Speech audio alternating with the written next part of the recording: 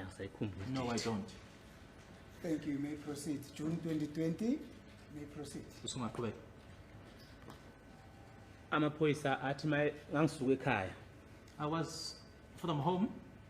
Mangisuka ekhaya ngithole ifoni ngifonelwa uAshu's number 1. I received a phone call from accused number 1. Maye ngifonela ethi bathi angibuza ukuthi ubuya nini ekhaya. When he called me or when he contacted me, he said to me, Mangithi they are saying that I should ask you or find out from you, when are you coming back from home? Now, when you say coming back from home, which is that home? Ekhaya kuphi? Mahlabathini. Mahlabathini. Or are you originally from Mahlabathini? Uye Mahlabathini? Ngibuye Mahlabathini. Yes, I do. Thank you, Mr. Kwabeni, because we have always been referring to Basutwini Hostel. So, but thanks now that you are saying you are from originally Mahlabathini. Then you received that call from accused number 1 who told you that they are saying he should ask you as to when are you coming back. Yebo. Uthi ke bathi akabuza ukuthi ubuya nini ekhaya. Yebo. Mangimbuza ukuthi kwenze njani. When I asked from him what happened, Yes. Bemphuca ifoni. they then took the phone away from him. Yes. Ivala manje ngiyabuyela kuyo ngoba uMTN ito 73. Manje ngiyabuyela kuyo ayisangeni. Then the phone was off because when I now called him back, because it was an MTN number, it was an 073, then the call couldn't go through. Ngabuye ekhaya ngafika la kumsombuluko. I came back from home. I arrived here on a Monday. Yes. Mangifika ebusuku lendlu engiphekela kuyo angilali kuyo. When I arrived at night, the house where I do the cooking is not the same house where I sleep in. So there's a kitchen. Your place where you were staying was partitioned into a kitchen and a sleeping place, a sleeping room. Kunekhishi kunala ulalela khona. May I explain? Ichaze. Ngipheka kwenye indlu. I cook at N ngipheke N ngilale S. N. Yebo, ngilale N ngipheke N ngilale S. I cook at a different house. Yes. And then I sleep at a different house. Oh. The cooking is done at the N, and then where I sleep is at the S. I understand. There are 2 separate houses. Imizi emibili eyahlukene. Yeah. That's correct. Thank you. Proceed, Mr. Kwabeni. Ngisuke mangifika ngifike ngibeka isikhwama sami ngihambe ngiyolala S. I then arrive. I put my bag, and then I go to the S to go and sleep. Uthi phathi nobusuku ngo11 to 12. Wakhahlela isivalo kwenye indlu engale kwamakhelwane ekhona la S enye iroom okuthiwa kuse 1 kuyo. One. Whilst I was still sleeping in the middle of the night, between 11 and 12, and then the door was kicked at another house in the neighbor. They refer to it as 1. Babuza ngale bathi bafuna uGwabini balayela bathi uhlala ngapha e2. They then inquired about Gwabeni there. They were then told that he's staying at 2. Bafika funa sendle baqhumisa isivalo bashaya saqhuma isivalo sahlakazeka bangena ngaphakathi. Amakamera kulendle engilala kuyo awafani na kulendle engale engipheka kuyo. They got there. They kicked the door, they damaged it, and the rooms in that house where I'm sleeping are not the same as the other house where I do the cooking. Yes, Mr. Kwabeni, we know that you could be very anxious to tell your story, but just be kind to the growing minds. Just take it, very slowly so that you are able to digest what you're saying. You understand? Now you're saying, as you went to sleep at S section or that house that was at S, then you heard they kicked a door. You see, now immediately somebody would ask, when he says they kicked a door, who is he referring to? Who actually kicked this door? Sizocela ke ngiyazi ukuthi ke wena ke uyafisa nje uyafuna ukuthi nje uyikhulume uyisho lo nto ke kodwa ke ngizocela ke ukuthi ke nengqondo lezi ke uyicabangeleke ngoba kuzofanele ukuthi mhlambe siqale siyicabange lento uyishoyo ungayijahi uma uyisho nje ungajahile kancane kancane. Uthe wathi usalele ngale kwakhahlela isivalo manje umuntu uzozibuza ke manje wobani laba abakhahlela isivalo. Do you understand? Kezwakala. Yebo, yes. Yes, I do. Yes. There was that kicking of the door, you were inside. Did you know who was kicking the door? Na njengoba kwakhahlelwa isivalo ngale A1 ngabe uyazi yini ukuthi wobani laba babekhahlela isivalo? Ngangilele mina. I was sleeping. Thank you. And then you also had, according to you, some inquiries about being made as to your whereabouts. Uthi ke kulokho ke wase ubuzwa ngawe. Basho laba ngale bathi ebebefuna ugwabile. Even the ones on the other side did say it that, or mentioned it that they were looking for Kwabeni. Yes, I said, Mr. Kwabeni, let's take out this hearsay evidence, you understand? Ngibe ngishilo ke ngaphambilini lokho kwena ukuthi inzwa bathi le asikhiphe singakhulumi ngayo. Do you understand? Okay. Yeah. Now you are saying there was this inquiry made outside about your whereabouts, not so? Uyasho ukuthi babuza ke bebuza wena ukuthi ukuphi. Yes. And according to you, you're saying, then from there what happened? Let me not try to read what you're saying. After having had people, let's say people, after having had these people making inquiries about yourself, then what happened? Usuzwile ke ukuthi labantu bayabuza noma babuza ukuthi ke uphi uGwabeni kwase kwenzekani emuva kwalokho. Bangena kule ndlu engileli engilala kuyo nakhona baqhumisa isivalo sakhona futhi. They entered the house that I was sleeping in. Even there they kicked the door. Khona amakamera abhekene nekamera lami. There are rooms or bedrooms that are facing my bedroom. Oh, elomunye umfo okasikhakhane ngapha ekanxe eMtuba. One of them belongs to a gentleman from gentleman called Sikakane from Mtuba.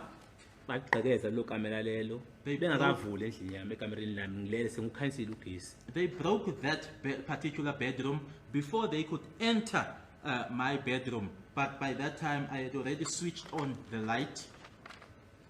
The light which you have switched on, was it the light in your own bedroom or is the light that gave emission in the whole house?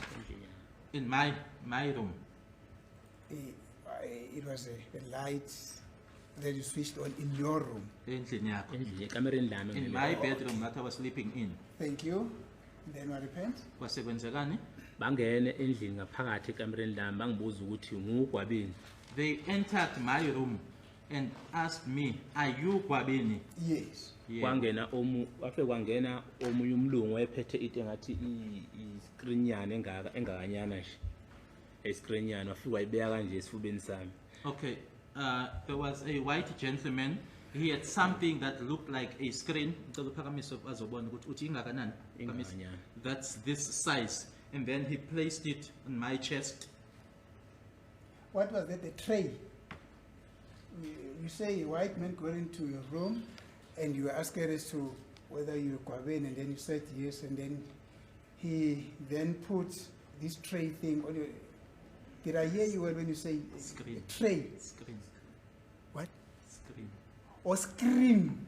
Yeah. Oh, okay. Okay, then you put that screen type of a thing on your chest, and then what happened? Wayibeka esifubeni kwase kwenzekani? Thema bengangilele empethu sengivule ngihlenge ngezinqa. I was lying on the bed, and then when I sat on the bed, I got up and sat on the bed. Yebo. Mina mangilala ngigqoki total. Nganginqunu. Bangipasa ngozakuthi. When I go to bed naked, completely naked. Was it summer? Wait, I'm not finished. I'm not finished. And then they put handcuffs. They handcuffed me. Okay. Now, these people get into your room, you say they kicked it. Did they kick the door open or you opened the door for them? Wena owabavulela isivalo ekameni sakho noma yibona abakhahlela isivalo savuleka. Bakhahlela isivalo savuleka. They kicked it open. Was the door damaged as a result of that kicking? Uma besikhahlela ke basikhahlela ukuthi ke isivalo lesi ke si kwaba khona ke ukonakala okuba khona Sikebhukile namanje. Usakhahlelwa yibo. Up until now, up until today, since they kicked it, it's still damaged. You probably request the court for an inspection in loco once again there at First Lawyers, but we will see that Yeah. later on. Yeah. Yeah. Now, did they introduce themselves to you? Bazethula yini kubona noma basho ukuthi bawobani? Abashongo. They didn't. Now, we are talking about, from what you're saying, this could have been more than one person because you're talking about people in a plural form. Asikhulumi ngomuntu oyedwa la sikhuluma ngabantu abaningi. Abantu abaningi. People in the plural forms. And they all converged in your room. Bonke bangena ngaphakathi erumini yakho. Bangena ngaphakathi bonke. All of them converged. Abanye into babese kitchen. Others remained in the kitchen. Thank you. Let us now concentrate on those who got into your room. You say one of them, being a white man, then put that screen kind of a gadget on your chest. Asidluleke manje kulaba ke othi bangena ke erumini yakho. Uthi ke lona omhlophe yena ke wabeka ke lento okungathi iscreen la kuwena esifubeni. Yebo. Yes. Thank you. When it did that, where you were asleep or you had already woken up and seated on your on the bed. Ngaleso sikhathi akwenzayo ke lokho wawulele noma wawuhlezi embedeni. Ungangihlezi embedeni. I was seated on the bed. Thank you. You had just been about to explain that when you sleep in summer, not summer, when you sleep, you prefer to wear nothing. Ushilo ke ukuthi uma ngabe wena ke ulala nje ununa ugqoki lutho. Angigqoki. Yes, In I the- don't wear anything. Yes, and then what happened? Kwasekwenzekani? Bathi bengifasile mase bebona ukuthi hawu lo muntu akagqokile. Wathi akangigumule. Oza kusebebizana lapha ngababona khona ukuthi okay sengiyabezwa ukuthi okay ngubani lo bebizana ukuthi bani mkhakha egqoke eqala. Akagqokile lo muntu. When they had already put the handcuffs on me, that's when they then realized that I was naked. Yes. And then that's when they were now calling each other. That is now when I then could now make out as to who this was and to who, because they were now referring to themselves by name. Uncuff him. Yebo. And then what names did you hear them referring to each other with? Imaphi amagama owawezwa bebizana ngawo? If you're able to remember those names. Uma kuwukuthi lawo magama lawo uyawakhumbula. Ngizowabala khona manje ngizobe ngaphambanisa ngabakhumbula kahle. Ilo enesitsako nezwe ngathi liyahonga wakuthiwa uMabhena. There was this one with this house voice that was called Mabena. Yes. Kuzoba ilo owaziwa okuthiwa ubuthelezi. And then one called Butelezi. Yes. Kuzoba ilo okuthiwa uMaphumulo washutheka isibhamu engasazi wesithathapi. Washuta. Washutheka ngaphansi komatrathi wami. Oh, okay. And then there was this particular one called Mapumulo, who just came and just put a firearm that I don't know where he got it from, put it underneath my mattress. Yeah, no, we'll come to that. Now let's concentrate on the names. Siyeza kuloko sisabala amagama manje siyeza kuloko. Abanye bayibizana amagama engawazi ke labanye labo. The others, they were Kodwa calling each manje- other by names that I don't know. Yeah, but those that you can still recall was Mabena, Butelezi, and Mapumulo. Osawakhumbulayo yilana washilo uMabhena, uButhelezi noMaphumulo. Laba basungisha emqondweni wami kumanje ngihlala ngicabange ngabo. These ones I just can't get them out of my mind. From time to time I just think about them. Thank you. Now, they are saying that in the course of advising each other that no man, this man is naked, let's uncuff him and give him the opportunity to put on something. No, Uthi so- basho ke base besho ke ukuthi mase bebona ukuthi awugqoke lutho ukuthi base bebizana ke bathi cha mkhumuleni oZankosi simnikeza ithuba lokuthi agqoke. yebo. Yes. Then you can proceed from there. What then happened? Sungaqhubeka They ke uncuff you. ngaba babakhipha yini oZankosi. Wakhipha esandleni esiyi-1 ngagqoka From ngoba one, they moved from the one hand and then I got dressed. Yes. Yebo. So, ngagqoka i-under ngase ngigqoka avaloni I then put on my underwear and then the overall. ngathi ngifake ophaca bathi ngabafaka ophaca ngifake into evalekile. I then tried to put on some slip-on push shoes. They then advised me not to do that, but to put on like in a shoe, like in a formal shoe. Thank you. This overall that you said you put on, what kind of an overall? Was this, you know, the Samson kind of an overall that is called, you know, that this one-piece thing. These days there's a piece. trouser and there's One a top. piece, one piece. Or is the one-piece thing, Yeah. like the Samsung, the old Samsung. Yebo. Yes. Thank you. And then you put it on, and then they said you need to wear shoes that are covered. And then what happened? Basekuthini ke? Ngithatha bangisangena emotweni bangifaka emotweni khona behamba ngemoto khona ngingasayikhumbuli kahle kodwa nje kwakuza imoto impela eziningi ngoba ezinye zazime egedini lapho engena khona ezinye zila phambi kwendlu kodwa engikhumbula kahle yayibomvu. They then put me in a vehicle. There were quite a number of vehicles. The others were standing on the side, and then there were cars that were parked right in front of the house. But the one that I'm able to remember was red in color. Okay, maybe just before we proceed, except for that little discussion that you had, or that you said took place about them asking your name, about them realizing the fact that you were not you were not wearing anything, and them suggesting to each other that they should give you an opportunity to put on something. Is there any other thing that he said in the house before you could leave? Kuloko okushilo ukuthi ke kwenzeka lapha ngaphakathi ke bakufaka oZankosi base bebona ukuthi awugqokile base beyakhulumisana ke bona ukuthi cha asimkhipheni oZankosi simnikeze ithuba lokuthi agqoke. Kukhona yini okunye abakusho lapha endlini ngaphambi kokuthi niphume? Baphaketha ama-local yami lapha bakhiphana kama-wash lapha elokhalini bathi ungathini manje sithi leli wash leli elomufi. They then searched by what you refer to. They searched what the witnesses refers to as my local there, and then they took the watches. The witness is referring also to the watch that the witness has on, and then they inquired, "What would you say if we were to say that this watch belongs to the deceased?"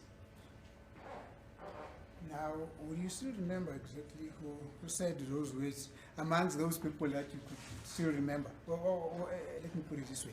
But these words that you've just said now were said by one of these people that you could still remember or not. This Mabena Butelezo Mapumulo.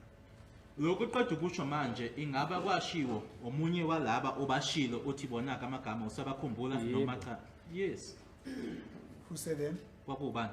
Kwawulo onesitsako nezibhongayo Mabena. Mabena, the one with the hoarse voice. A hoarse voice, what kind of a voice is that one? Is it a kind of a voice? Ivoice kanje le qeda ukuyenza manje. Yeah, yiyo. Yes, that's the one. Wow, okay, very like Isaac Hayes.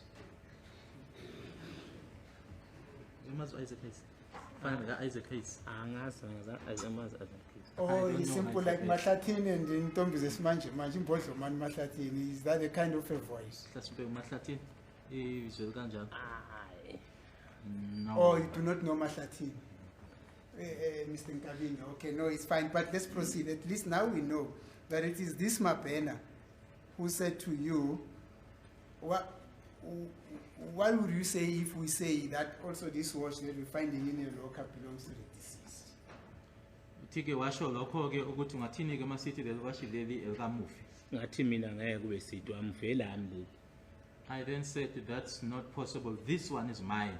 Now, did they tell you, did he tell you who this deceased that he was talking about? Ingabe washo yini ukuthi ubani lo mufi akhuluma ngaye? Angaze ngimbuze ngisadumele ukuthi kahle kwenze njani ngamaphoyisa. I never inquired. I was still also shocked or surprised as to what it is with the police. Yes, but the question is,